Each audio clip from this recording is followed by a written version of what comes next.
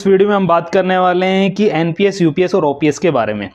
तो एक practical case study देखेंगे कि कैसे पेंशन कैलकुलेट हो रही है और कितनी पेंशन आपकी बनेगी। लेकिन एनपीएस में क्या है कि आपको पेंशन के लिए आपको पैसा जमा करना पड़ता है, आपकी सैलरी में से कुछ अमाउंट है जो कटवाना पड़ता है और कुछ सरकार मिलाती है और फिर उस अमाउंट से आपको पेंशन मिलती है। अब यूपीएस में क्या हो गया कि वो पैसा तो अभी भी कटेगा, सरकार ने अभी ये नहीं बोला है कि पैसा नहीं कटेगा, क्योंकि कहीं पे भी अभी डिटेल डॉक्यूमेंट नहीं मिला है। अभी सिर्फ ये एक छोटा सा डॉक्यूमेंट मिला है। अब इस डॉक्यूमेंट के हिसाब से कैसे ही कोई डिसाइड कर पाएगा कि क्या होने वाला है, ठीक है। ये नहीं बता सकते कि सच में इस डॉक्यूमेंट को देख के कि सरकार क्या किस तरीके से सोच रही है इसको देख के, ठीक है। इसमें सीधा सा लिखा हुआ है कि यदि आप 25 साल करते हैं तो 50% आपको पेंशन मिल जाएगी, लेकिन यदि आप 10 साल करते हैं तो आपको 10,000 रुपये मिल जाएंगे मिनिमम, ठीक है। और वो भी प्रोफेशनली, मतलब क्या है कि यदि आपने 25 साल की तो 50% मिल रही है, तो यदि आप 12.5 साल करोगे तो 25% पेंशन मिलेगी। ये गारंटी दे रही सरकार, ठीक है। क्लियर हैं आप? क्लियर होना है इसमें कि भाई किस तरीके से है, मतलब 25 पे 50% मिल रही है, तो उस हिसाब से आप डिवाइड कर लो। अब रही बात कि एनपीएस में क्या होता था, एक लमसम अमाउंट होता था। यदि आप 60 साल से पहले रिटायर हो रहे हैं, मतलब आपने वॉलंटरी ले लिया है, रिटायरमेंट एग्जिट आप एनपीएस से मार रहे हैं, तो 80% से आपको क्या करना होता था, पेंशन खरीदनी होती थी कि पेंशन में डिपॉजिट करना होता है, तब आपकी पेंशन बनेगी। और उस 20% का पैसा क्या है आपको मिल जाता था।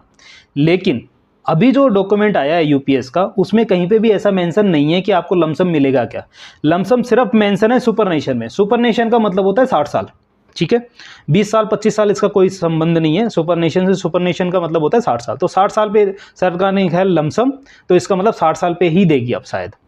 अब क्या हो रहा है कि एनपीएस में सरकार ने बोल दिया कि पहले जो 10 साल पे यदि आप जा रहे थे तो कोई रूल नहीं था कि आपको कितनी पेंशन मिलेगी।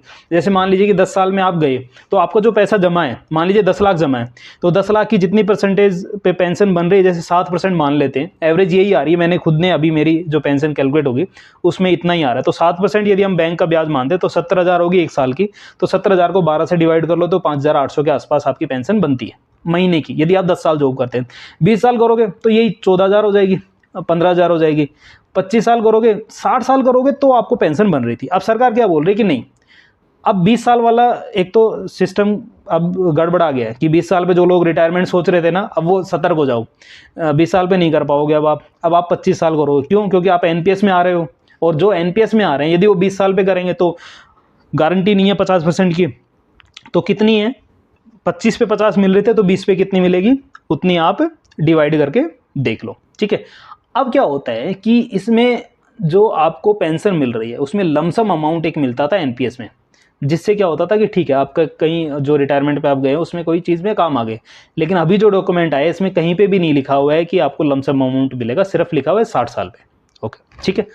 अब हम बात करते हैं कि एक एक्चुअल डॉक्यूमेंट देखते हैं, और उस एक्चुअल डॉक्यूमेंट में एक मैंने डॉक्यूमेंट बनाया यार, बड़ी मेहनत लगी इसमें बनाने में, कि यदि मेरी एज अभी 34 साल है और मेरी सर्विस 12 साल हो गई, मेरी बेसिक सैलरी 45,000 है, और जिसका 50% डीए मैंने माना है कि अभी 50% मिल रहा है, ठीक है, अप्रोक्सीमेट इतना ही 52-53 जो मिल रहा है उसके हिसाब से। तो मैं यदि अभी रिटायर करता हूँ, या मैं 8 साल बाद करूँ 20 साल की सर्विस होने के बाद में, या मैं 25 साल की सर्विस पे रिटायर करूँ, या मैं 60 की एज पे करूँ, मतलब उस टाइम मेरी सर्विस हो जाएगी 48, इसमें 26 लिख दिया, गलती, ठीक है। तो ये कैसे करेंगे, ठीक है। अब हम दो कैलकुलेशन करेंगे, एक एनपीएस की एक यूपीएस की, ठीक है। और ये वाली कैलकुलेशन से हमारे पास में निकल के आएगा ये वाली टेबल, ठीक है। इस टेबल को यदि आप जब देखेंगे तब आपको बिल्कुल क्लियरली पता चल जाएगा कि 12 साल में कितने पेंशन बन रही है, 20 साल पे जा रहे हो कितनी, 25 साल पे जा रहे हो कितनी, 48 साल पूरी सर्विस करके जा रहे हो तो कितनी, ठीक है। अब हम क्या कर रहे हैं कि हम बात करते हैं यहाँ पे 12 साल के बारे में। तो 12 साल पे यदि आपकी अभी 45,000 बेसिक है तो डीए इतना हो गया, टोटल डीए बेसिक प्लस में डीए इतनी हो गई, ठीक है। सैलरी की जो अभी आपको मिल रही है उस हिसाब से आपकी बेसिक पे, मतलब 25% जो, मतलब जो सरकार बोल रही है 50% 25 साल पे, उसका प्रोपोर्शनल यदि हम डिवाइड करते हैं तो अभी पेंशन बनती है 10,800 रुपया। 10,800 के हिसाब से आपको पेंशन मिल जाएगी, कोई लमसम अमाउंट मिलेगा नहीं। लेकिन एनपीएस में जो डिपॉजिट कर रहे हो वो 12 साल में कितना हो गया वो मैं बता देता हूँ। मतलब क्या हुआ, वो हो गया 18 लाख। कहने का मतलब जब आपने 18 लाख जमा करा दिए सरकार में, तब सरकार आपको 10,000 रुपये महीने की सैलरी दे रही है, पेंशन दे रही है, लेकिन एनपीएस में क्या था कि आपका 18 लाख ही जमा हुआ है, लेकिन एनपीएस बोल रहा है कि भाई 3.5 लाख, 3,60,000 रुपये हम आपको वापस कर देंगे और आपको 80% से आपको एन्युटी खरीदनी पड़ेगी। तो टोटल आपको कितना पैसा दिया एन्युटी में? 14.4 लाख। उस हिसाब से पेंशन बन रही है आपकी 8,000। कैसे बनती है? 14.4 लाख का 7% जितना बना, टोटल बना 1,08,000 कुछ रुपया बना होगा शायद, ठीक है। और इस 1,08,000 को आप 12 से डिवाइड करोगे तो 8,400 रुपये आपकी पर मंथ की पेंशन बन गई, ठीक है। कहने का मतलब क्या है, 12 साल की सर्विस में यदि यूपीएस से जा रहे हो तो आपकी 10,800 बन रही है, लेकिन यदि आप एनपीएस से जा रहे हो तो 8,400 बन रही है, लेकिन 3.6 लाख रुपए मिल भी रहे हैं। अब आप डिसाइड करो कि आपको क्या चाहिए, 10,800 पेंशन चाहिए या 8,400 पेंशन में काम चला लेंगे लेकिन 3,60,000 रुपये साथ में चाहिए, ठीक है।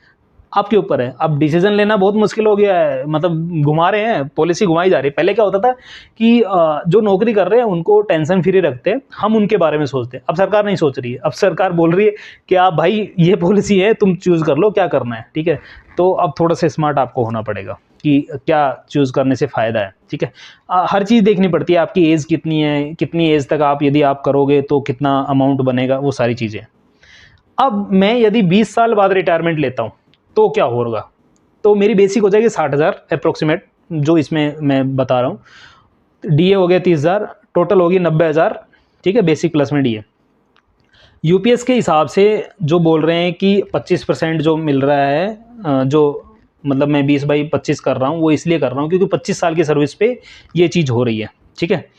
अब यहाँ पे क्या हो रहा है कि यहाँ पे आपको पेंशन मिल जा रही है 24,094 पर मंथ, लेकिन लमसम अमाउंट कुछ है नहीं।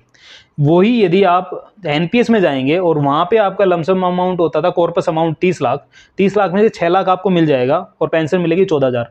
अब आपको लगता है कि यार मैं 14,000 में काम चला लूँगा, लेकिन मुझे 6 लाख चाहिए।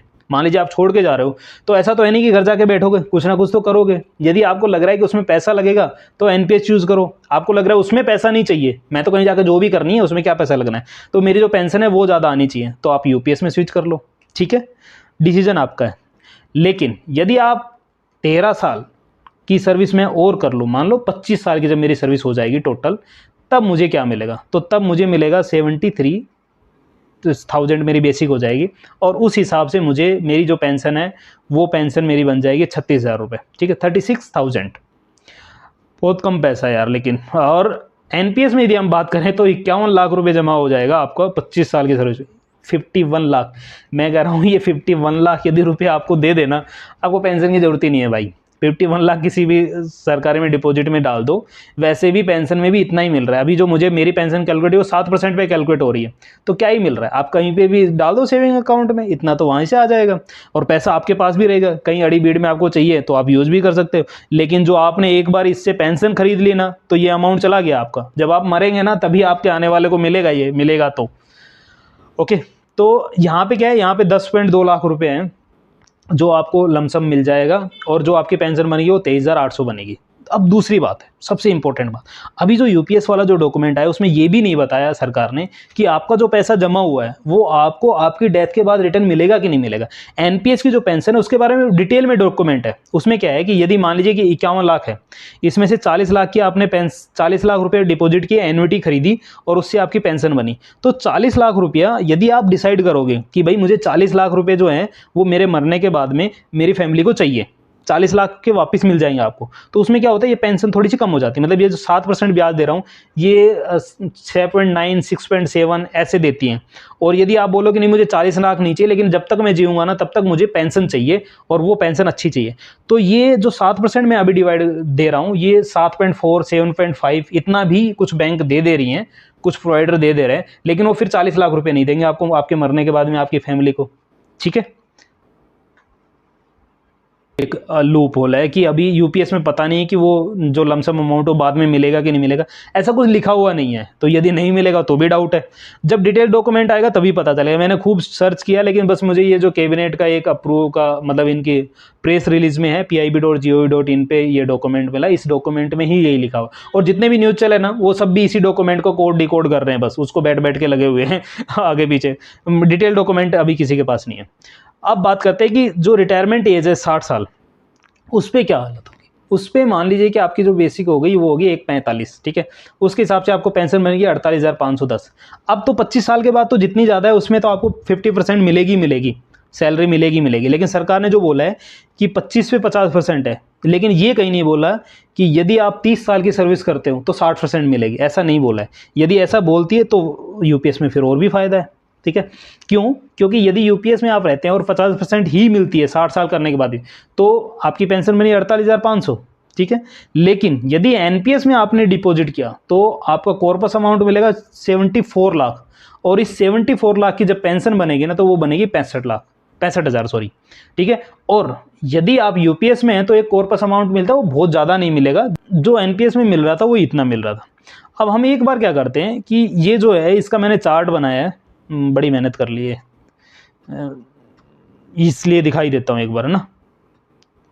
ये जो चार्ट है ये देखिए आप एक बार, इस चार्ट में आप देख पाएंगे कि यदि आप अभी रिटायर हो रहे हैं तो पेंशन कितनी बन रही है, 20 साल पे हो रहे तो कितनी बन रही है, स्क्रीनशॉट ले लो, अच्छा रहेगा, आपको पता चल जाएगा कितना डिफरेंस आ रहा है जो ईयर वाइज में, ठीक है। और यदि डिटेल में चाहिए तो ये वाली जो सीट है इसमें मिल जाएगा। मैं आपको ये सीट और ये डॉक्यूमेंट है जो वीडियो के साथ में अटैच कर दूंगा, आप लोगों को लिए ठीक रहेगा ये, ठीक है। तो ये इस तरीके से था। अब डिसीजन वाली बात है कि यार एनपीएस ठीक है या यूपीएस ठीक है या क्या ठीक है, ठीक है। तो दोनों चीज़ों में मेरे हिसाब से यदि आपको 60 साल सर्विस करनी है तो भाई लीजिए एनपीएस, क्योंकि अभी यूपीएस का डिटेल आया नहीं है। जब तक डिटेल नहीं आता तब तक आप नहीं बोल सकते कि यार यूपीएस ठीक है। जब ये आएगा कि भाई आपको जो लमसम अमाउंट है वो दिया जाएगा, जो 60% जो पहले दे रहे थे, 40% की जो आपकी सिर्फ पेंशन बन रही थी, तो वो मिलेगा कि नहीं मिलेगा, पहली बात तो ये।